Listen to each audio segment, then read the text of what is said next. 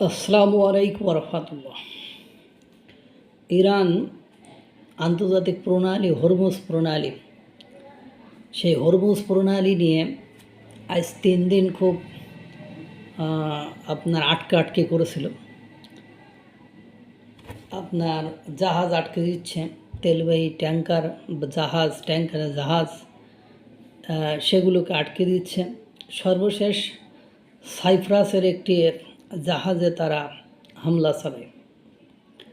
এর পরপরই আপনার বাহরাইন থেকে বাহরাইনে মার্কিন যুক্তরাষ্ট্রের যে ঘাঁটি রয়েছে সেই ঘাঁটি থেকে 1000 মিসাইল ছুড়ছে ইরানের দিকে। 140টি ঘাঁটি ইরানের ইনফ্রাস্ট্রাকচার, যেখান থেকে ড্রোন বা বিভিন্ন মিসাইল বা বিভিন্ন যুদ্ধ বিমান এগুলো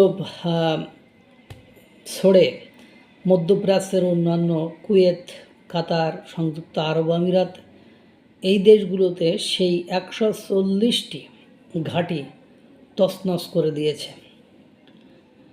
এবং এর পাল্টা ইরানও জানেন মধ্যপ্রাচ্যের কুয়েত, বাহরাইন, কাতার সংযুক্ত আরব আমিরাতে মার্কিন যুক্তরাষ্ট্রের যে ঘাঁটি রয়েছে সেই ঘাঁটি লক্ষ্য করে তারাও হামলা চালিয়েছে।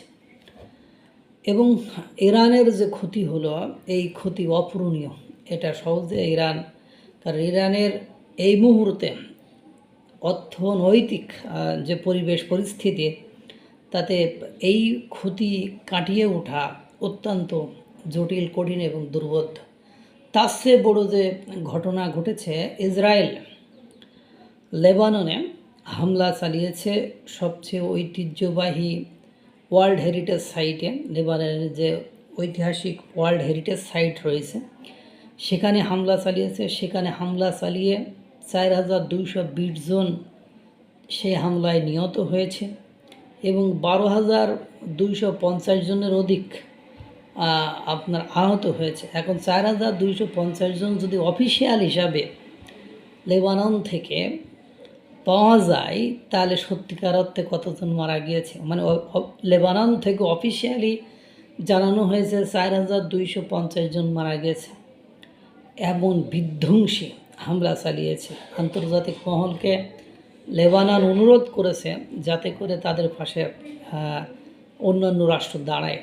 এখন এই মুহূর্তে পরিস্থিতি ইসরায়েল এবং আমেরিকা লেবানন এবং ইরানের এত জটিল করে ফেলেছে, সেটা বলার অপেক্ষা রাখে না।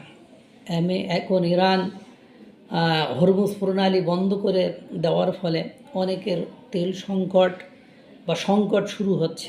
এখন এই মুহূর্তে এই সংকটের কারণে অনেকে হয়তো বা ইরানের পেছন থেকে সরে দাঁড়াবে। কি করবে? তারপরে আপনারা জানেন যে মোসাদ, ইসরায়েলের গোয়েন্দা সংস্থা, তারা বলতে চাইছে যে ডোনাল্ড ট্রাম্পকে ইরান টার্গেট করে ফেলেছে। আর এটা নিয়ে ডোনাল্ড ট্রাম্প আবার পোস্ট দেয়। সব কিছু মেলায় হামলার যে নমুনা ইরান এবং লেবাননে, তাতে করে অবস্থা অত্যন্ত শোচনীয় বলে আমার মনে হচ্ছে। আল্লাহ তাআলা সকলকে ভালো রাখুক, সুস্থ রাখুক। আসসালামু আলাইকুম রহমতুল্লাহ।